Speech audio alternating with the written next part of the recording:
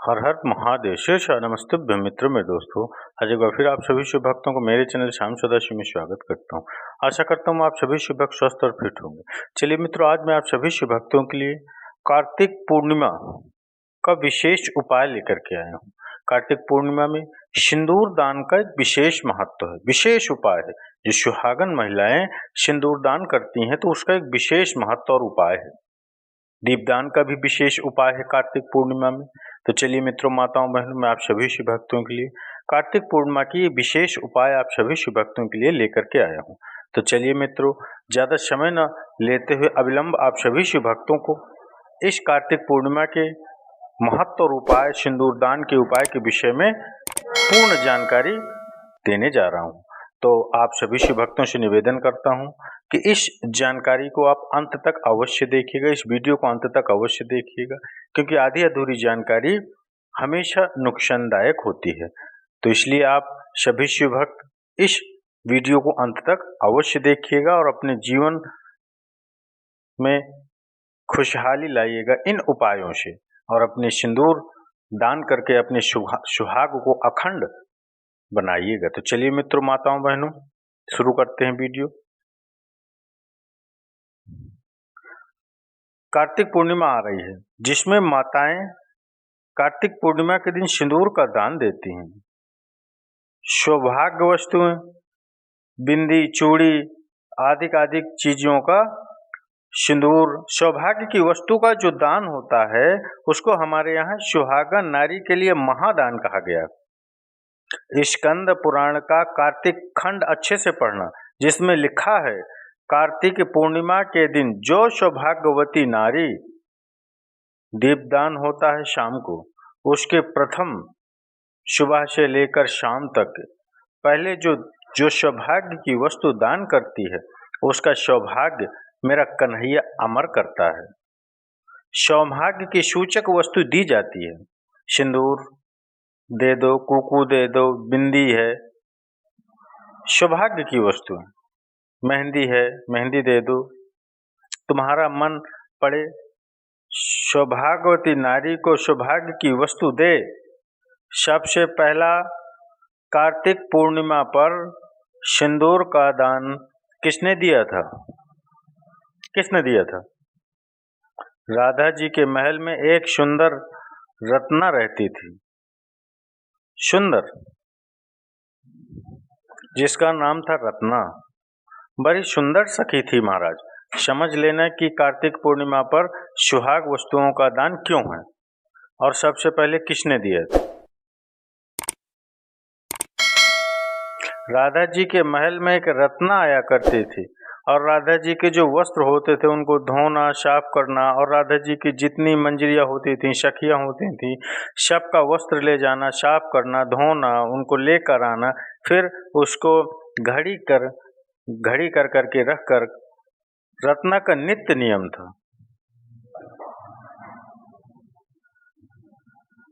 नित्य नियम यही कार्य करती थी। वो महल से आती, वस्त्र लाती, फिर लेकर चली जाती, और 24 घंटे जितना समय वस्त्र धोती, जितने समय वस्त्र का साफ करती, उतनी देर राधा नाम का स्मरण करती। प्रतिदिन राधा जी के वस्त्र धोना, मंजरियों के वस्त्र धोना, शबे कगृत करना, साफ कर, घड़ी बना, स्वच्छ कर महल में रख देना। आज रत्ना ने क्या देखा कि जब वस्त्र रखने के लिए गई ना, तो राधा अकेली बैठी हुई थी, अकेली। वस्त्र रखा, जाने लगी। राधा जी ने बुलाया, हे रत्ना इधर आओ जरा, रत्ना इधर आओ। रत्ना जी बोली, हाँ राधा महारानी, बोलो क्या बात है।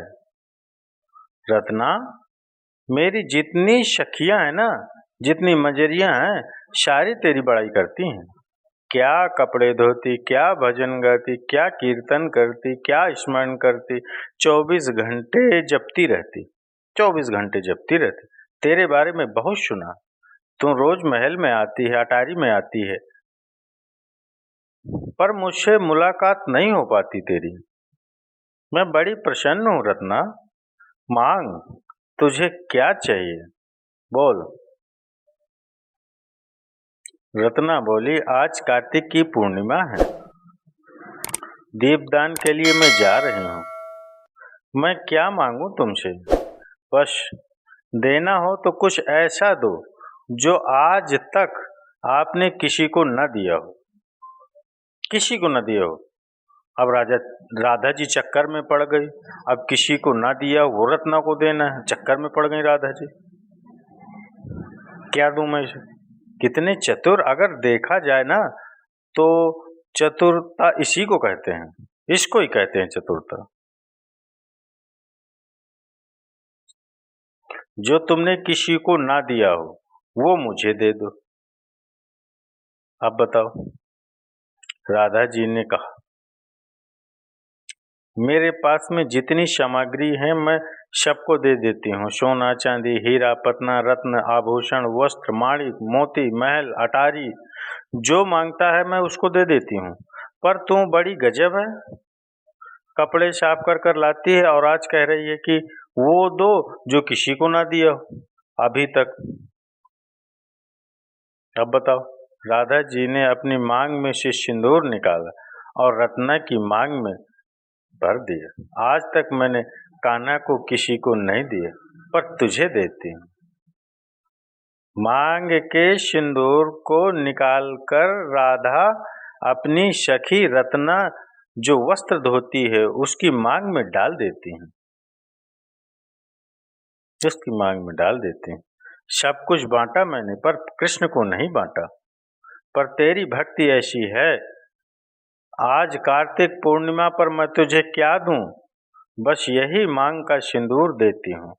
तो ऐसे वर को क्या वरूं जो जन्मे और मर जाए, वर वरूं मरा सांवरा तुम्हारा चूड़ा अमर हो जाए।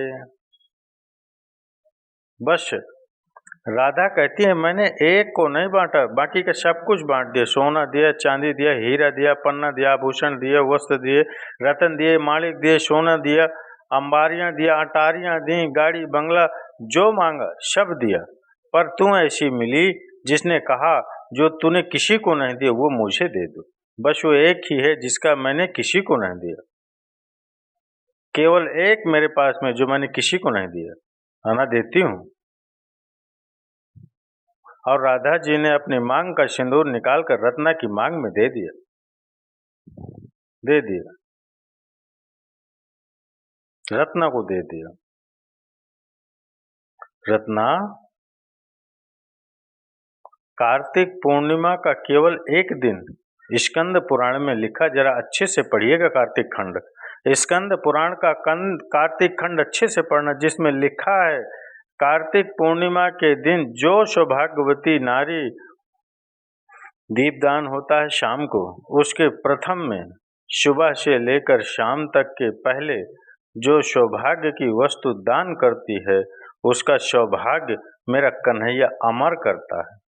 महाराज, सौभाग्य की सूचक वस्तु दी जाती, सिंदूर कुंकू दे दो बिंदी दे दो, ये सौभाग्य की वस्तु है। मेहंदी वगैरह जो भी सौभाग्य की वस्तु है, चूड़ी, जो तुम्हारा मन पड़े, सौभाग्यवती नारी को सौभाग्य की वस्तु दे। सौभाग्यवती नारी को ये सौभाग्य की वस्तु दी जाती है। तो चलिए मित्रों माताओं बहनों, मैंने आप सभी शिव भक्तों को कार्तिक पूर्णिमा के दिन सिंदूर दान सौभाग्य की वस्तुएं दान का महत्व बताया और उसका विशेष उपाय जो आप सभी माताएं बहनें अवश्य करेंगी और अपने सौभाग्य को अखंड बनाएंगे। चलिए मित्रों माताओं बहनों, अगर ये वीडियो अच्छा लगा हो इसमें एक लाइक और कमेंट्स में हर हर महादेव श्री शिवानमस्तुभ्यम राधे कृष्ण बांके बिहारी, कुछ भी जो आपकी इच्छा करे, आपके दिल से जो प्रभु का नाम स्मरण हो वो अवश्य जयकारा के रूप में, हाजिरी के रूप में अवश्य लिखिए। तो चलिए मित्रों, मिलते हैं अगली वीडियो अगली उपाय में। तब तक के लिए आप सभी शिव भक्तों से विदा लेता हूँ। हर हर महादेव श्री शिवानमस्तुभ्यम मित्रों में दोस्तों।